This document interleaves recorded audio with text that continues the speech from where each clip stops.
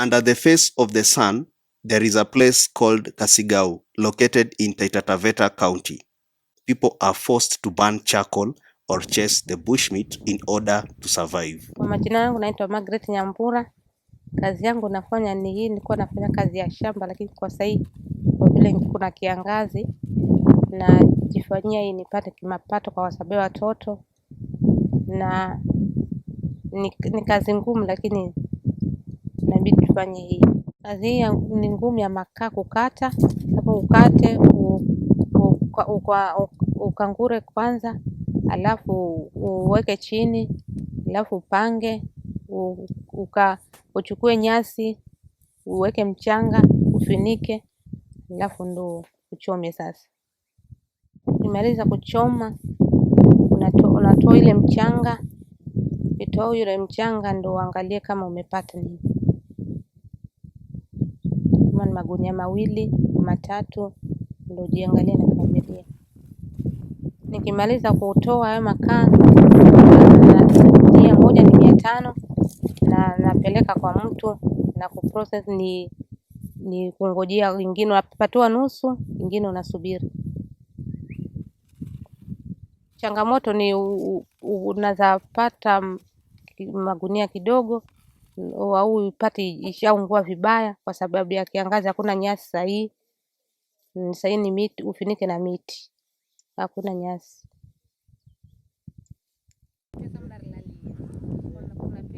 Kwa majina naitwa Dennis Kiprona Keter. Sasa ikasi nakata, unaona nakata hizi makaa ni kulingana na kutafuta pesa, kwa sababu kusema ungoje mvua inyeshe unaona bado ni shida tena mvua ikinyesha. Sasa sisi tunategemea hizi kukata makaa ndio tupate pesa kwa haraka, tupate chakula.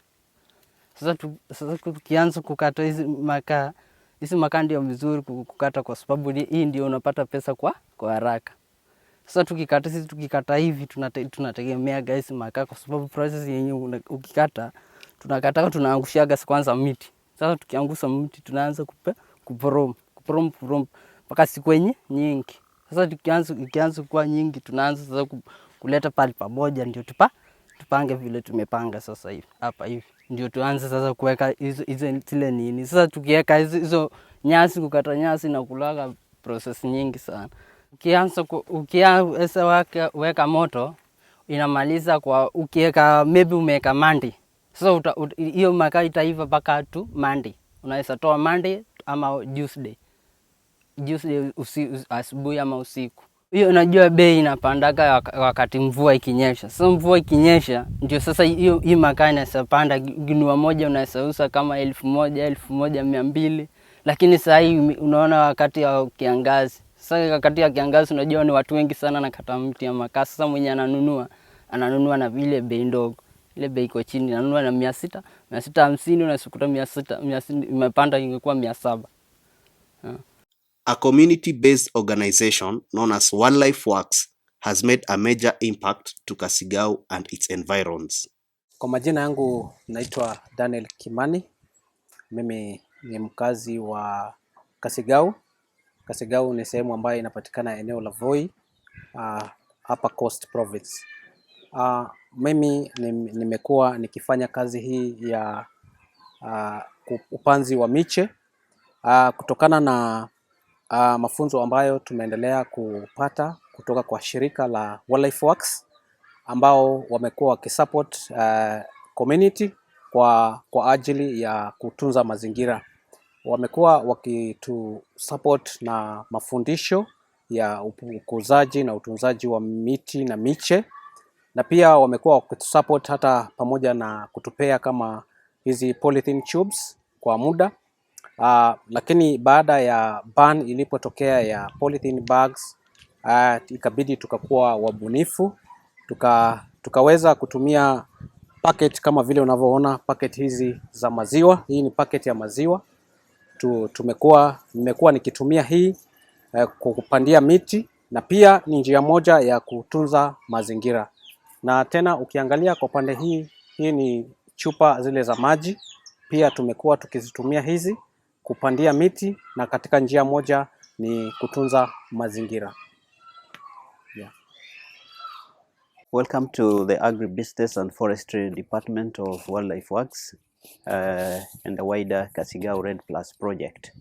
My name is George. In this department, we have subsections. We have a section that deals with the grafting of fruit trees.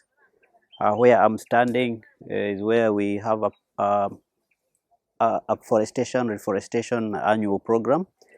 We also grow jojoba trees for oil production, and we have also organic vegetable production unit.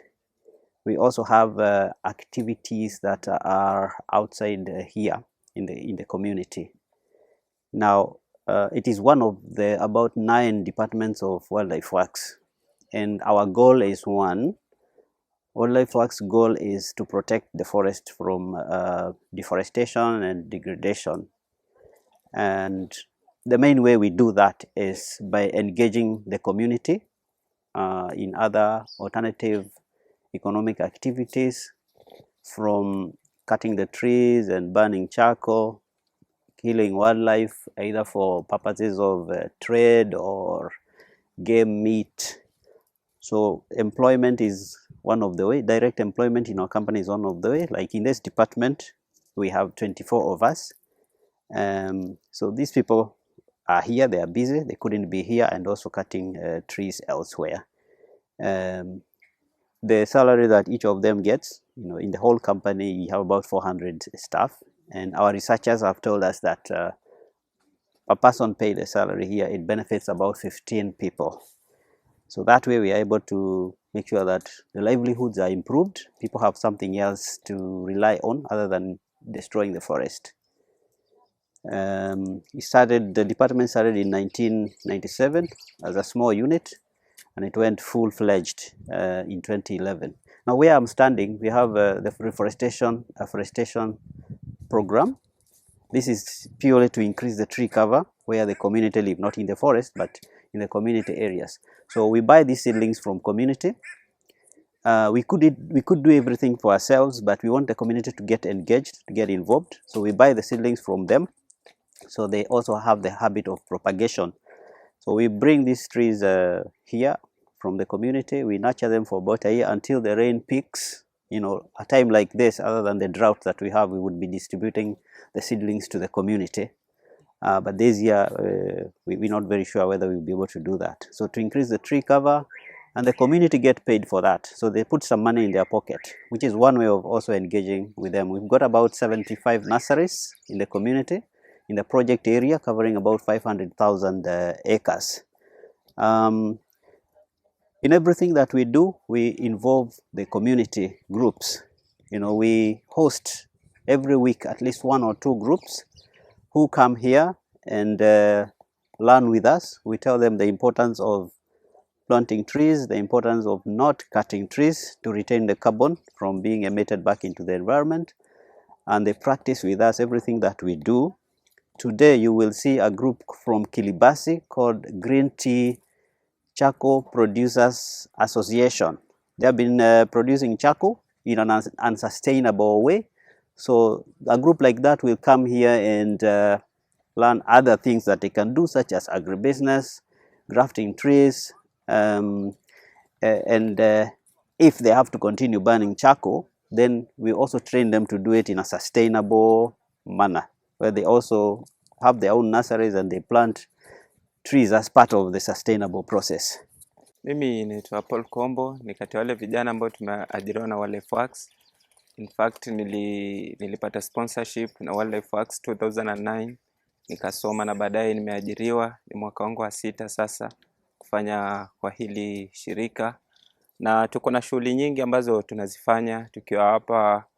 Tuna miche ambayo tunaichukua kwa community, tuninunua, na baadaye tunakuja tunaiwekea maji, tunaifanyia pruning, ambayo ndio hiyo pruning. Hii ni ya kusababisha, ni ya kuzuia hii miti isishike chini, ili wakati wa kupeleka kwa community kupanda isiende kukauka. Na pia tuko na pruning ya matawi ili mti unyooke na pia tuko na shughuli mingi ambazo tunazifanya. Tuko na pest and disease control ambayo huwa tunatumia organic njia ambazo si za kemikali, na pia tuko na shamba la mboga ambayo tunasaidia community, tunawafunza, tunawaelimisha jinsi ya kujitegemea. Sasa hapa katika hiyo miche ya milimau kuna vyenye tunaitayarisha kwa njia tofauti tofauti kipindi ifikie kwa grafting. Kuna venye tunaiprune hizi branches zenye zimekuwa ili mche wa mlimau ubaki ukiwa straight, na pia tutamwagilia maji ili unenepe zaidi kwa kiwango fulani ambapo tutafanyia budding. Pia hapo kuna vyenye tutafanya weeding in case, kwa sababu ukimwagilia maji lazima kuna nyasi zitaota, kuna nyasi tutang'oa hapo, na kama mfuko umeharibika lazima tutafanya rebagging. Kama huu hivi kuna venye umeharibika, so hatuwezi unganisha ukiwa hivi. Maji utakuwa ukiweka maji kama umeunganisha yanatoka. Sasa huo mlimau utakuwa yani hautaendelea, hautasurvive, utakufa. Na hapa tutakuwa tunaunganisha mlimau urudi kuwa mchungwa. Sasa lazima tutunze vizuri. For everything that we do, we also involve the community. We host groups, youth groups, women groups, sometimes mix, and that happens once or twice every week. They come here and we tell them the importance of planting trees, the importance of retaining the trees without cutting them in the forest. We teach them alternative economic activities that they can undertake rather than burn charcoal and do other vices. So today we are hosting a group from Kiribati. Kiribati is one of the hot spots with the human-wildlife conflict and also very many times very dry. So this group is here today. We will be training them on the various activities that we undertake. It's a group called Green Tree Charcoal Producers Association. I am with the chairman here, Mr. Charles Muthengi, and he will tell you about his group. Thank you. Kwa majina naitwa Charles Muthengi. Mimi ndio mwenyekiti wa hiki kikundi kinaitwa Green Tree Charcoal Producers. Isipokuwa tulikuwa tunajiita hivyo wakati ule tulikuwa tunakata hiyo makaa. Yenyewe ni jina mbaya. Lakini kwa saa hii tumengeuza mwenendo kulingana na kufundishwa na Kenya Forest. Tulikuwa tunafanya nayo ya Kwale, sehemu ya Kinango. Kwa vile tumepanda zaidi ya miti, hata zaidi ya miti 10,000, na tumejaribu kushirikiana na wenzetu au wenye marenji au wildlife works, na wakatufundisha na wakaja kwetu, hata wakaona ile kazi tunafanya, na ndio wakatualika katika sehemu hii. Leo ndio tuko hapa kwa masomo. Nafikiri wildlife works tumekuja tukapatana nao kwa mikutano yao ambao wanatembelea zile sehemu zao kule kando kando ya zile marenji ambao wanahifadhi mazingira, na wakatueleza jinsi tunaweza ongeza miti kutokana na ile hali ya anga vile ilivyo, na pia wakatufundisha vile tunaweza kukuzamishe na vile tunaweza kuelimisha wale wenzetu vile watahifadhi miti, kupanda miti, na pia uwindaji. Pia wakatufundisha tusijaribu kukula wale wanyama porini kwa vile ndio pia wanapanda miti porini, hasa kama ule ndikindiki, na kule kukata miti ovyo ovyo ambao kumesababisha kiangazi kiingie katika sehemu zetu. Ndio wakaja karibu mara 2 na ndio wakatualika katika hizi ofisi zao ndio tupate elimu zaidi, na ili tukirudi kule tukaweze kufundisha wenzetu kwa vile tuko wengi, si 15 kama vile mnaona. Where we are is our organic vegetables production unit. It is not meant for commercial purposes. It's a research. It is an area where we do trials and where we train the community to grow organic vegetables. We are demonstrating conservation methods. We are conserving water by using drip irrigation, as you can see. We are also we don't use chemicals. We use biopesticides and other means like physical stickers. The net also, like you can see, it also keeps the big insects from coming. So it's organic. We are demonstrating conservation of space also. Like you see, we are using vertical gardens. Vertical gardens means if you are expanding your piece of land, you are not slashing the bush to expand. You are expanding going vertically, which means you are not going to cut the trees, you are not going to cut the bushes, you are not going to dig the soil, because 60% of the carbon in our project area is in the soil. So if you dig up, then that is getting emitted back into the environment. So when groups like the Green Tree group from Kiribati come, we engage them in construction of this vertical unit and everything else that we do. Production of biopesticides, they practice with us hands-on, so that they understand better and so that they can go out there and teach the rest of the community, and also practice and hopefully implement these ideas where they are. When we get new ideas, we do trials before we recommend them to the community. Now this is a system that we have found working. It is just another form of vertical garden. It's an improvement of the one which is made from a sack. So these are PVC pipes that we make holes through, and so we can expand our farming going up to avoid slashing bushes which hold the carbon and to avoid cultivating new areas. We make maximum or more efficient use of the space that we have. So somebody with one or two of these at home, it may not necessarily be commercial, it could be just for food at home, and they can plant kales. Any plant that supports itself growing upright will do well in this unit. So that is kales, this is spinach. As you go, you'll find other crops. So it can be for a food source for a family. It can be commercial. If you do a lot of it, of course you harvest more. The advantage of this, the other advantage is that you plant more plants per unit area. On the ground, what you plant on the ground compared to what you plant on these vertical units, by expanding vertically, you increase your number of plants by 4 times. So your production will also increase 4 times, which would be an equivalent of, if you had 1 acre of producing from 1 acre, what you can produce from 1 acre conventionally. Now the water drips from these button drippers, drop by drop. So since there is no evaporation here and there is no water loss, this also uses minimum amount of water, because what we are doing is a kind of conservation agriculture. It's all organic, so we don't use any chemicals. So this is a trial, but we are feeling like it is something we are going to recommend to the community. It seems to be working.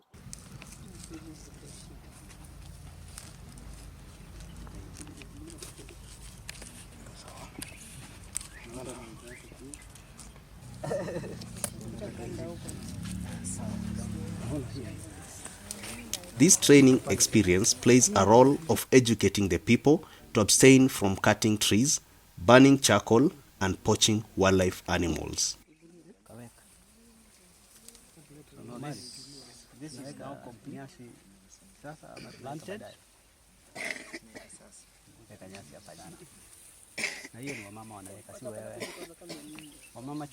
What Alfred is demonstrating to the community members is grafting of fruit trees. Specifically today we are grafting mangoes and citrus. So what I'm holding here is a freshly grafted seedling. What we normally do, we gather fruits from the rough skin lemon fruits from the community. The rough skin lemon is tough, is very resistant to drought and to soil fungus and heat. So it forms our rootstock. So we buy fruits from the community, we extract the seeds and we plant them in a nursery. Then we transplant them into the potting bags. It will grow until it reaches a reasonable thickness. We say pencil size, but plus or minus. Now, when it has grown, which is this one now, we will come and make a slit, which is in the shape of an inverted T, down and across. Then we will open the skin. It will look a bit like somewhere you can sneak something in. So we will look for a mother plant. So that I said is a rough skin lemon. What we plant, what we get is called the rootstock. Then the top part which you graft onto the rootstock is called the scion. So now this is rough skin lemon and this is an orange. And orange are different varieties. So the source of this must be a mother plant which has proved to be pest free, good production, good health, an impressive tree. That's where we harvest the buds. This is called grafting, but it's specifically it is budding because we are using a bud. So what we do, we get a bud. Basically, it's just like this. You chop it. It's an eye. The other name is an eye, which is latent or a dormant eye. You sneak it into the inverted T which you have opened, and then you wrap it like you see this is wrapped. The purpose for wrapping is to bring the tissues together, the cambium tissues, the xylem tissues, to fuse so that it fuses quickly. If it is loose, it might dry before fusing. It also prevents water from getting here because the moment you cut, it's a wound, and any wound which is exposed to moisture will rot and it will fail. So there are two purposes of wrapping this: is to keep out the water and force the tissues together to fuse. After about 3 weeks, if it hasn't turned brown, you know it is successful. If it is unsuccessful, it will turn brown, which is dry. So you will know whether it's successful or not. The rate of success depends on the skill level. Like Alfred is very skilled. He's been here for over 10 years and he's been doing this, so he helps us to train the community and any new staff that comes here. So in about 3 months, it's sprouted, and we will cut off the rough skin lemon so that the orange grows. So the resultant, the advantages of grafting is that you will get fruits faster. In about 2 years, you will start getting some fruits. If you haven't grafted, you can go up to 3 to 5 years before you get something. The resultant fruit here is sweeter, it has less fiber, and the seedless. So that's the reason why we graft, and we encourage farmers to plant grafted fruit trees. Yeah. The jojoba plants produce seeds which produce very high value oil. The purpose of this oil is making soap. We have a soap factory in Wildlife Works, and one of the oils that they use is our own jojoba. Jojoba is also used as a cosmetic straight. You can use it on your skin. That's what I use. So it's also said to be usable in transformers. So once we have enough quantity, then we can look at whether we can supply for transformers. But for now, it is just for beauty purposes. So make the soaps. And like I said, if we can, the community can embrace it, then they don't have to fight with the animals, and we can get in an arrangement with them where we can add value, and we can add value by pressing the oil, and then we find arrangements to get the market for it. Because what we do here is really not our core business. It is our core business is carbon, but we want the community to benefit from these projects. It is their projects. Even the research we are doing is for them. It's not really for us to major in it. This area where we are, our project area, the Kasigau Red Plus project area is, like we said, it's a hot spot for human-wildlife conflict, and it's also relatively dry. It's arid. And so one of the researches that researchers have been doing around is the different types of barriers and fences that they can use to surround the farmers so that the elephants are not invading their crops. Now, we have this plant. This plant is called Keiapo. Keiapo, once it is grown, it has thorns and it has very sturdy stems. It's very strong, and there is a claim that once it is grown into a hedge, elephants cannot breach.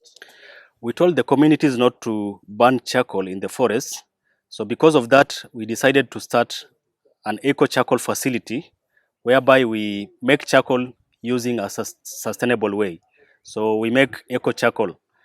So in this project, we have employed people who are burning charcoal before, and instead of arresting them and taking them to the police station, we thought there is need to employ them so that they can continue making charcoal, but in a sustainable way. We also bring communities from different areas to come and learn how we make eco charcoal, so that when they go back in their home, they can now also practice, instead of cutting down the whole trees, they can make charcoal using a sustainable way. Hapa ni mahali tumefika kwa ploti yetu ambayo tunaenda kuharvest. Hatu harvest kulingana na kumaliza miti, bali sisi huwa tunatoa hizi shrubs peke yake na tunaenda na percent. Si vile umeiona tukate yote, tunakata, tunafungua, tuna open. Hapa kuna nyasi. Hizi nyasi wakati mvua itanyesha zitamea vizuri, mnyama atapata chakula, atapata pia na kivuli kizuri kwa sababu tume open. Na hiyo ndio material ambayo inatufanya sisi tufanye kazi mahali hapa, na tunalipwa na waajiri wetu kulingana na vile tunafanya. Sisi ni watu wa mazingira, hatukati miti mikubwa, bali tunafundisha hata wengine kupunguza ama kufungua. Hii ndio material ambayo imetoka. Sasa huwa kama ni wakati wa mvua, hapa kutakuwa kuna majani mengi sana. Hatuwezi tukakata ikiwa hivyo na hayo majani unaona bado ni madogo kwa sababu hayana mvua, lakini yakiwa yako makubwa tunaacha mpaka yaanguke kwa muda wa wiki 2 hivi kama jua iko sawa sawa. Yakianguka chini, unaona mahali kama hapa kuna zamea miti mingine, na hiyo ni kutunza mazingira. Tunakusanywa na gari, tunapelekwa kwa site, alafu kila mtu anachukua yake, anakaa kwa kivuli vizuri, alafu anachop kulingana na kuingia kwa drum. Mahali hapa tumefikia ni mahali pa carbonize, kuchoma material. Sasa tumetoka kwa chopping, tumefika mahali tumekusanya material, sasa tumekuja kwa kuchoma. Hiyo sasa ndio kucarbonize. Taona vile atawasha na vile itaendelea. Sisi hatupangi migogo kama vile wale wanakata miti mikubwa. Sisi tunakata midogo midogo ya kuingia kwa drum ambayo itatoa qualities.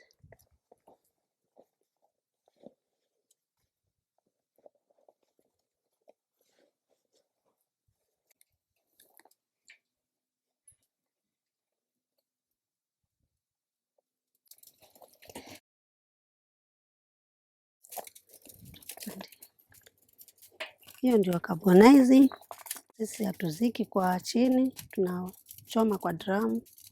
Na hiyo drum tunapima. Drum moja kujaa inachukua kilo 90 na makaa yanatoka kilo 30. Kujaza hii drum ni 3 hours. Unajaza na 3 hours. Unaweka kidogo kicarbonize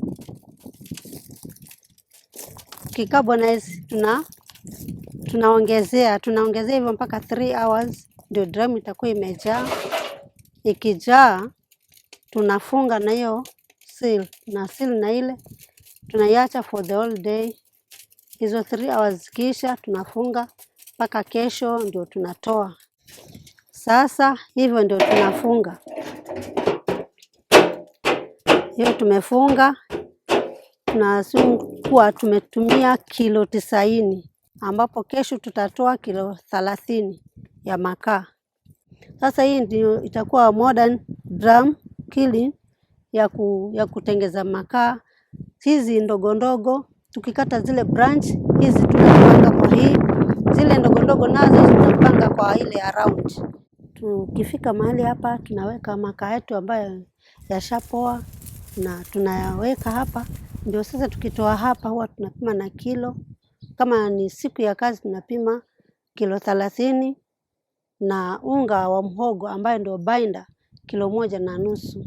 Tunaenda kupika ile uji ya mhogo lita 20 za maji, unga 1.5 kg. Alafu ikipikwa uji ishike gamu kabisa, ndio hiyo tunafanya binder ya hii makaa. Na utaona vile yale makaa yatatoka mazuri kabisa.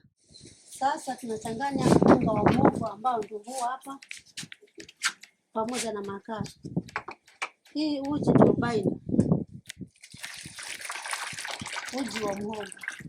Weza ni manga mpira ama manga ile ambaye hata mtu hawezi kula, ni chungu, lakini kwa binder iko sawa.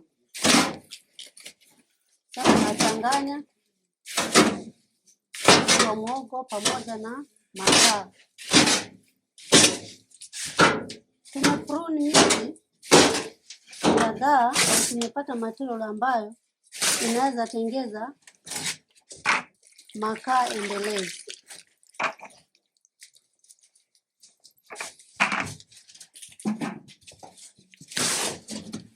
Huo ni mchanganyiko wa makaa na uji wa mhogo.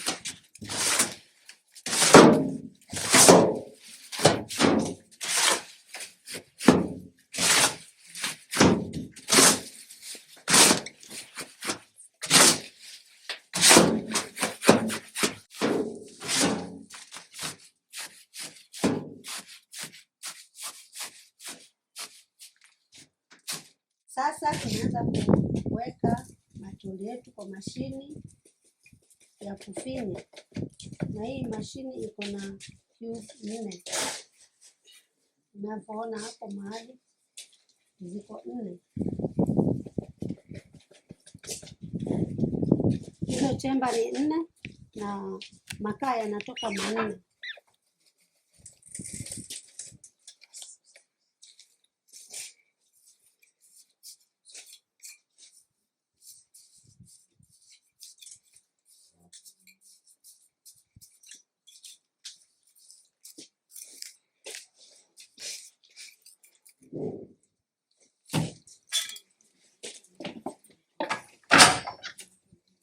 Sasa utaona hii ni manual, inatumia nguvu.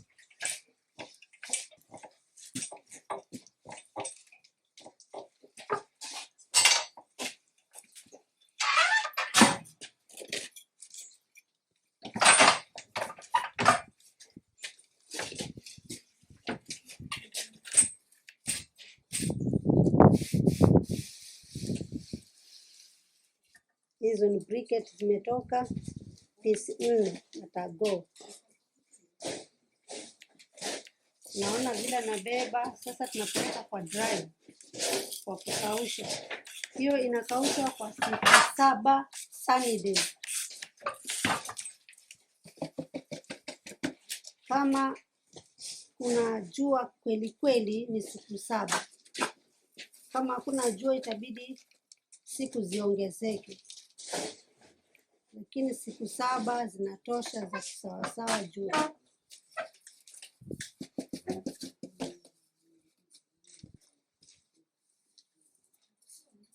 Hiyo briquette moja inapika family ya watu 5. Sima, either ukaange kabeji ama sukuma ama ukaange samaki ama nyama. Unapika chakula ya watu 5 na ni shilingi 10.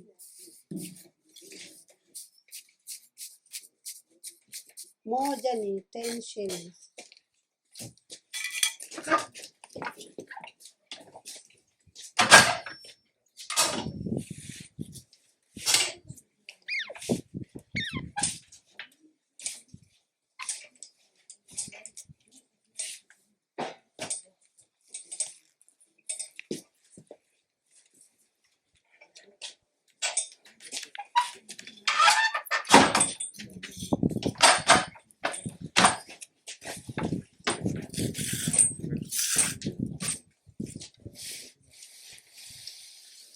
Hiyo manne kabisa.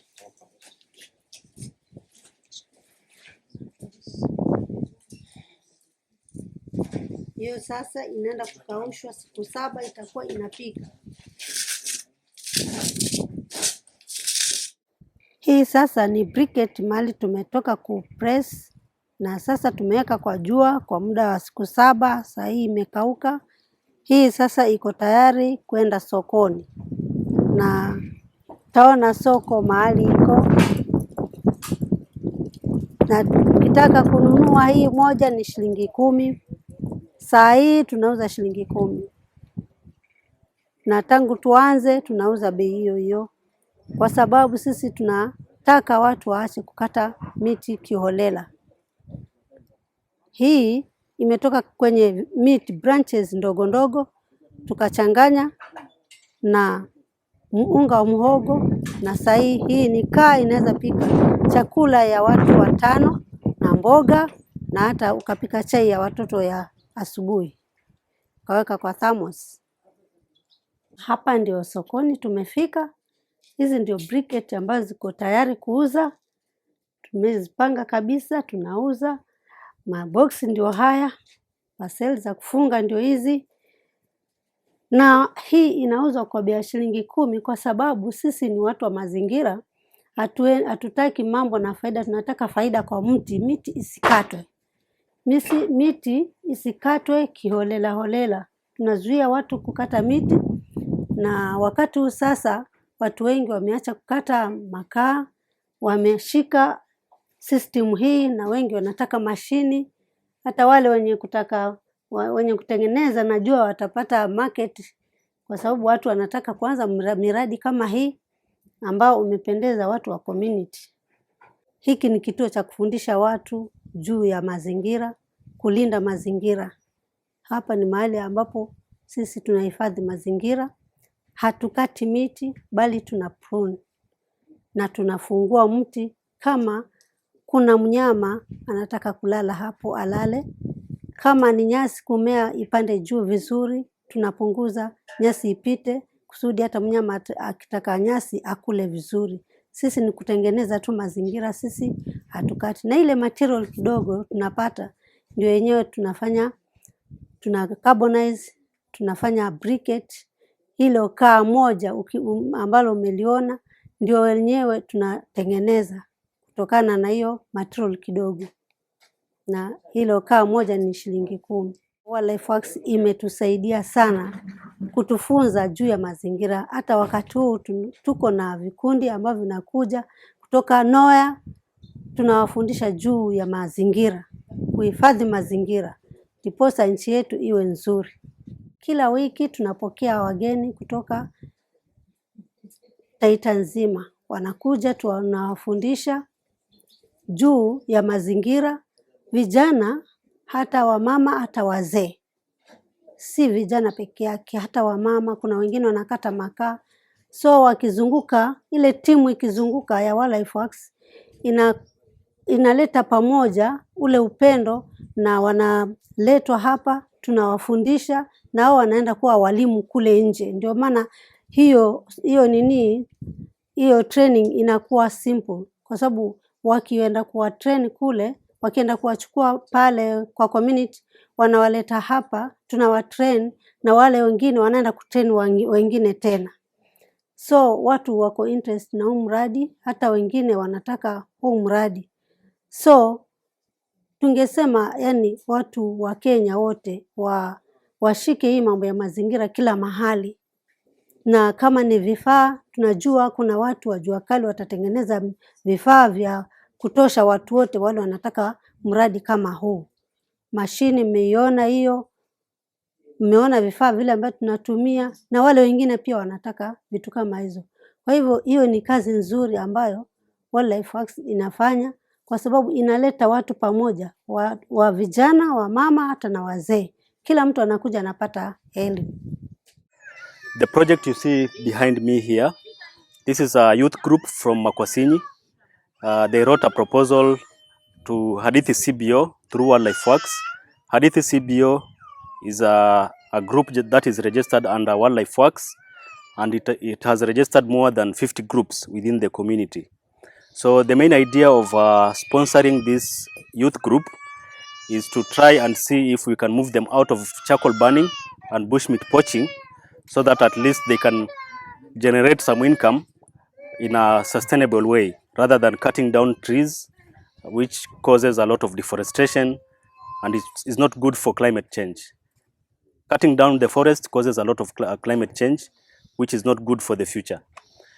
So as Wildlife Works, we still want to support this group, and we still want them to register more youth from the community, so that at least many youth can benefit from this project.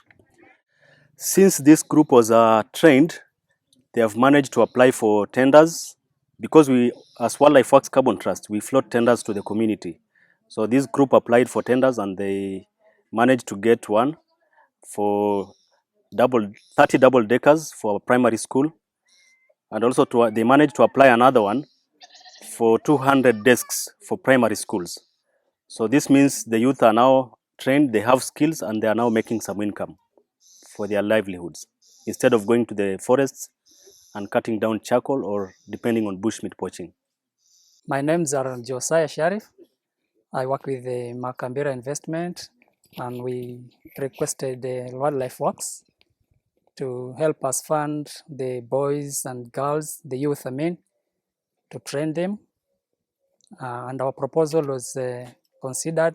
Then we had some funds to train the boys and girls between the age of 18 and 25. When we started, we had like 18 youth. We have trained them so far. We have trained like 30. Some of them have gone for bread somewhere, but some of them are left with us here, and we are doing a lot. We advocate for other youth to still live along the cutting the trees and gathering from the forest, come here, get skills that will help them improve their lives. Besides the windows and the doors that we make, we have interior designs that decorates the house inside. We have like the birds. We also have centipedes, like this. All these we make from waste products. Just send the boys to look for waste materials, and this is where we come to make these things. And they are selling at very good prices. Also, Wildlife Works is also helping us to get the market for this. This is a mosquito, very nice decoration for inside. We also have, this is an owl, the head of an owl. It is also selling very well. Our boys are getting market from the Wildlife Works. So, and this is a wheelbarrow. The boys are trying to do very, very good job. So we still asking for more boys, more youth to come and train with us, and they'll get good income instead of cutting down the forest and hunting animals. The interior designs I've shown you, like the wheelbarrow, is going for not less than 800 bob compared to what they do in the forest. And someone can make like 3 wheelbarrows in a day, that is like 2,400 in a day. Kwa majina yangu naitwa Gibran Yonga Mwachunu, nikiwa ni mwalimu wa kufundisha hawa wanafunzi. Hii ni kazi yenye nimejifundisha nikiwa sehemu za Mombasa. Nilipokuja huku nyumbani nikafungua workshop, tukawa tunang'ang'ana tu polepole. Ndio tukawa tumetuma hiyo request ya kupata ufadhili. Ndio tukapata ufadhili katika Wildlife Works. Walifika hapa wakaona hii workshop, tukawa tunang'ang'ana na kazi zetu, wakafurahia kazi zetu. Tukachukuliwa hapa, nikaenda mpaka huko Maungu, ofisi yao kuu, nikafanyishwa interview, ndio tukaletwa hapa. Tulipopata hiyo kazi, tukaambiwa tuchukue vijana ambao ndio hao tunang'ang'ana. Wengi wamequalified, wengine wametoka wameenda kazi zao. Kwa hivyo tunashukuru Wildlife Works kwa huu mradi wenye wametupatia. Hata hizi vitu mnaona hapa, hawa vijana ndio wametengeneza, tulikuwa tunawatrain hapa. Kwa hivyo bado tunatarajia zaidi tena Wildlife Works watusaidie. This is a very reliable business, and because every day, people are building houses. They want windows, they want doors, and people have shifted from wooden windows and wooden doors. They're coming for metal doors, the steel doors and casement windows, which also use metal compared to the wood ones. So at the same time, we are protecting the forest and we are making good design for the houses. And also the interior design, people also are decorating their houses with our designs that we are making. And also we go around collecting second-hand materials, and that are also doing very good, because we don't buy materials from the hardware, not unless we are making the windows, but the interior design we collect from the society. So we make a lot of money for that. We're also reducing waste from the society. We are preserving the environment by recycling all the waste products, like the waste metals. You can see this is a leftover from the vehicles, and this is from the plug of the motorcycle.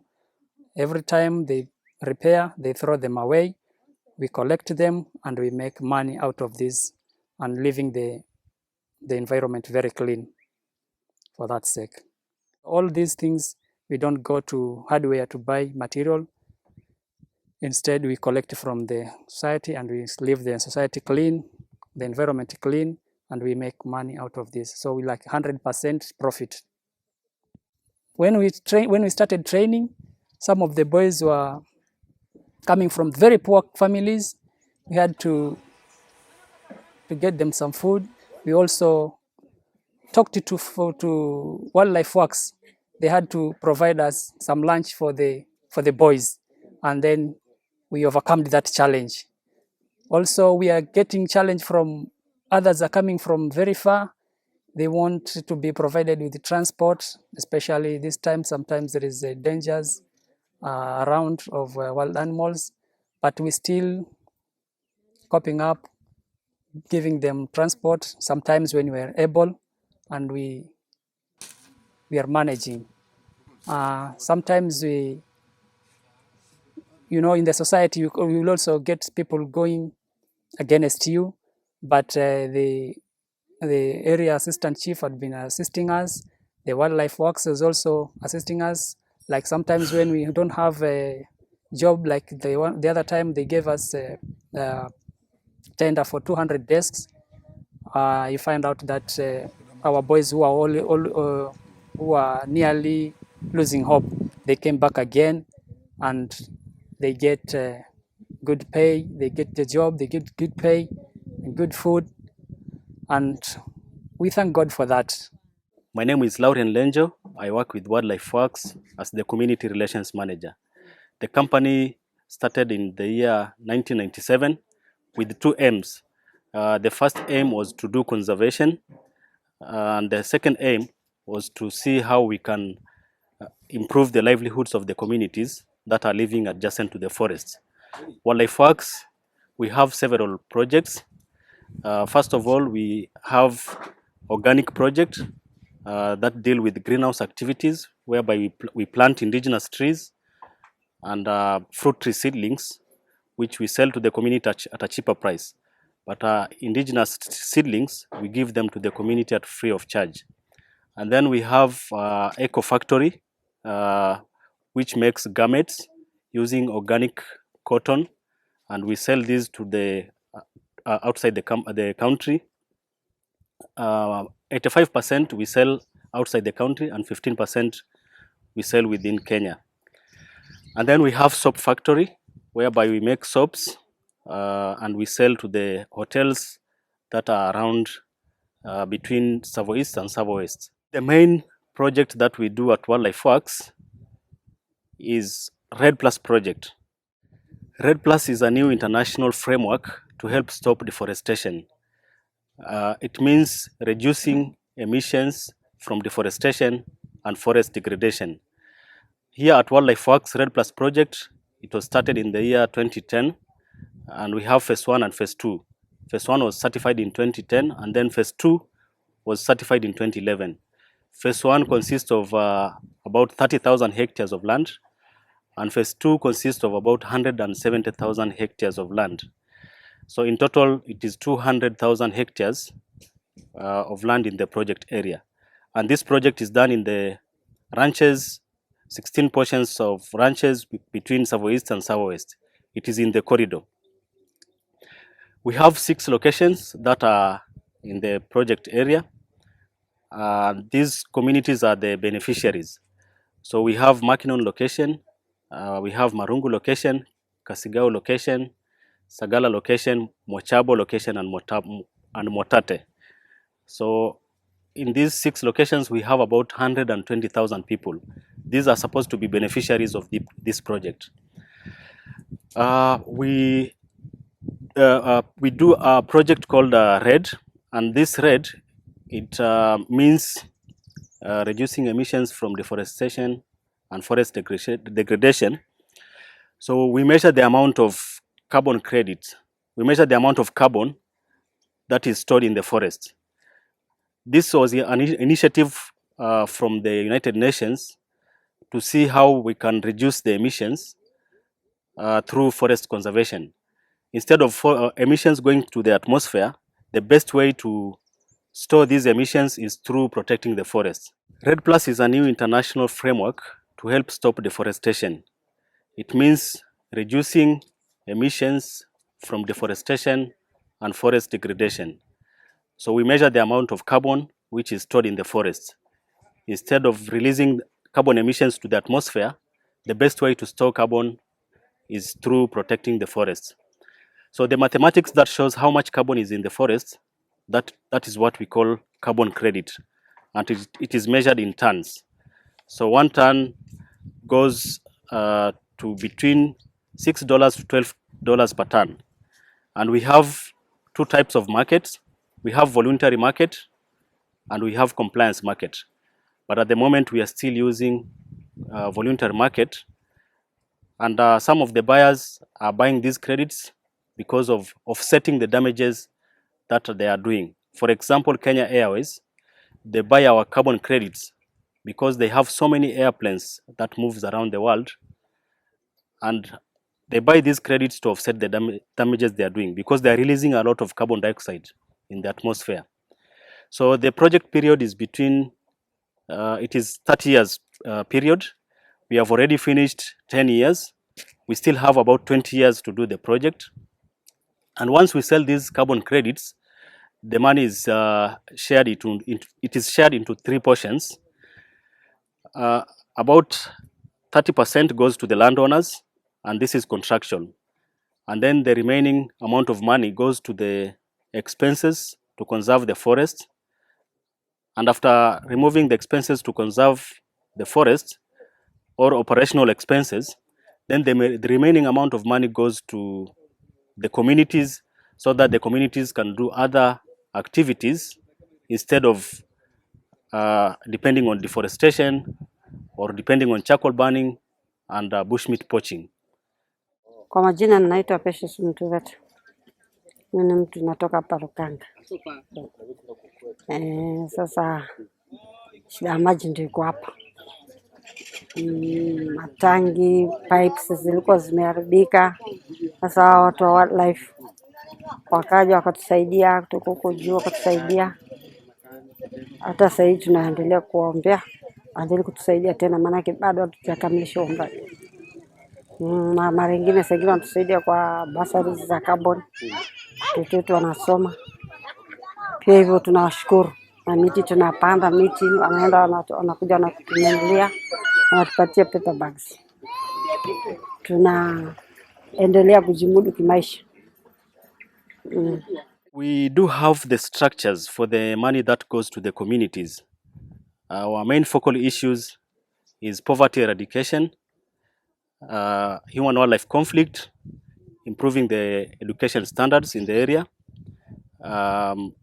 environment degradation, improving the environment, and also health is one of our focal issues, and governance.